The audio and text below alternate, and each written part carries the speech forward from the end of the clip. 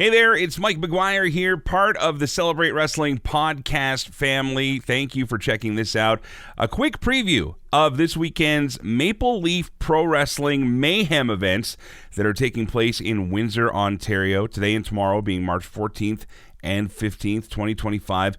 Really fascinating card here. Now, this is going to be their second weekend of events that are going to stream on Triller TV, and you can find out all the details on MLPWrestling.com.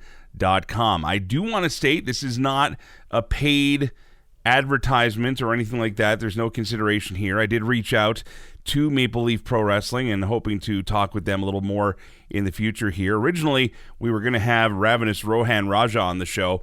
Unfortunately, timing, because they're working hard to promote this event, timing didn't allow for that, but they are touring all over Windsor over the last couple days here. And if you follow Maple Leaf Pro Wrestling, you can see they're doing what they can to get the word out, get the tickets sold, get these things looking great. And honestly, the card itself is fantastic. So many great matches here. A lot of these performers going to be doing a double duty over the weekend here, and we're going to list some of the matches here that have been announced for night one. Night two, we know some of the matches are pending, and then others have been announced, but really, there's some amazing things set up here, and a lot of great Canadian talents from across the country. Several I've worked with in different promotions over the years, or several I know or have seen, and so I'm going to offer some of my thoughts there on those as well. But if you have any thoughts, please join the Celebrate Wrestling Facebook page and leave a comment under the post for this podcast here, because we love talking about wrestling, and this is going to be something where, again, it's new, it's unique, and personally, I'm really excited to see a lot of these people get a platform here. So let's talk about, first of all, one of the big things coming up, and that is the Maple Leaf Pro Women's Canadian Championship Tournament. So they're going to be crowning their first women's champion. They have quarterfinals that are going on tonight, and then tomorrow, the semis. Now on Sunday, May the 11th, is when we'll find out who the new champion will be. But the quarterfinals kick off tonight, and then on night two, we get into the semifinals. Lots of great action here. Go through some of the ladies here that are involved in this. Out of Edmonton, Alberta, Zoe Sager, who is fantastic. Amazing performer. We found out she was the first WWE ID signee for Canada, which, of course, is that independent wrestling program brought in by the Triple H era, and it could be her night. It could be her weekend as far as it goes. She's going against Kylie Ray, who, of course, no stranger to wrestling fans. We move over to the other side of the semifinals, or the quarterfinals, I guess. Lainey Luck taking on the quintessential Giselle Shaw. So lots of star power just in these quarterfinal matches between these women. And then again, it moves on to night two. I wouldn't mind seeing Zoe Sager taking on Giselle Shaw, or Lainey Luck taking on Kylie Ray, or any other mixture of what could happen here. These are all great talents here, and whoever's going to be the first Maple Leaf Pro Wrestling Women's Champion, that's going to be pretty cool. They've also added an NWA World Championship match to night one.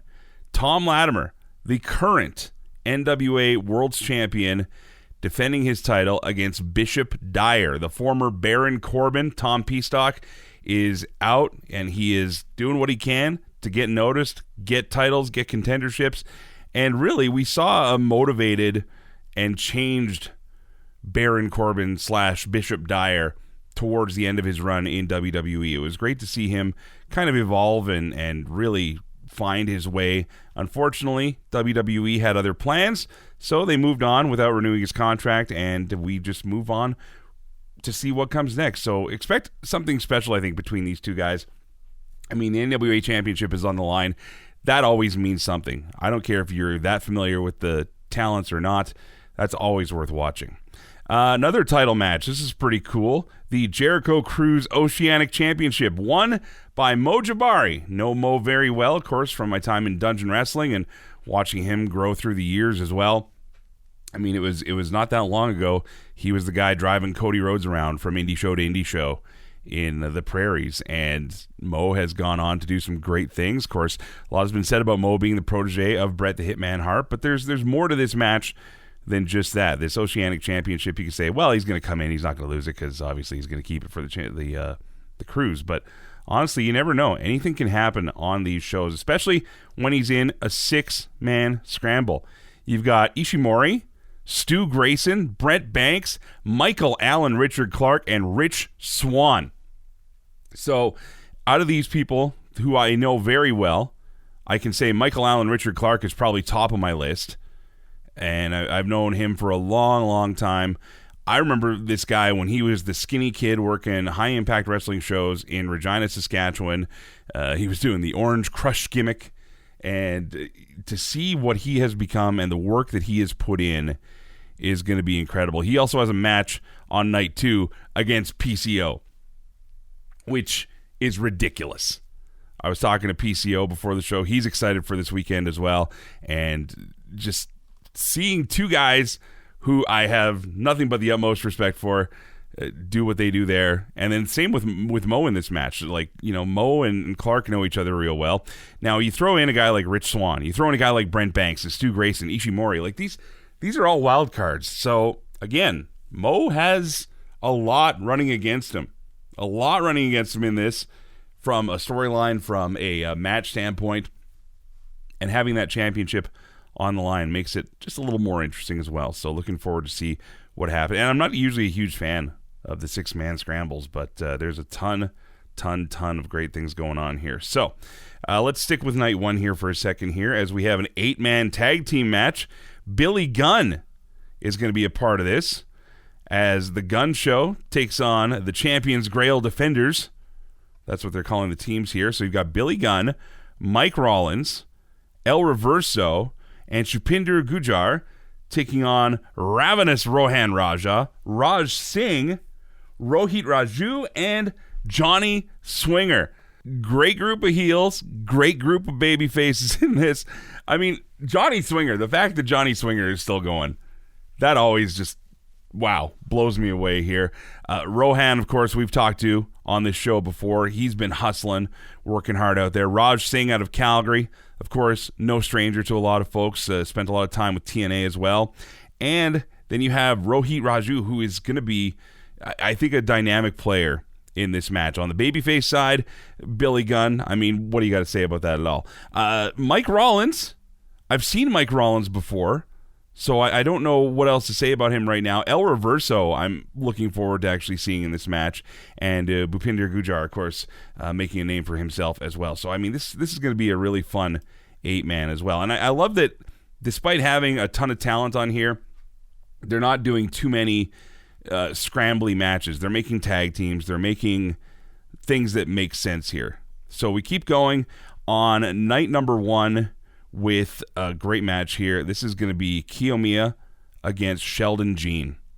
Now, Sheldon Jean is well known in Ontario especially. Been making a name for himself. Great style, great physique. He's got everything going on here. I don't know much about Kiyomiya, so I'm looking forward to seeing what these two have to offer for us. And, of course, night 1 continues with the Intergalactic Jet Setters teaming up together. It is the one and only Kushida and Kevin Knight taking on QT Marshall and Blake Christian. QT gets a lot of crap from a lot of people. I think the guy is fantastic. I think that he's done everything you could expect from a wrestler, from a coach, from a contributor, to a guy that just, does everything he can to try and make not only himself, but the people he works with and the people that he supports look really good. I mean, look at the people that have been around him. Am I saying he's the greatest guy ever? I don't know. I look forward to one day maybe chatting with him, talking about it, but I think you're going to be surprised in what happens between the Jet Setters and QT and Blake. So, again, night 1 is just stacking up already to be a pretty special thing here.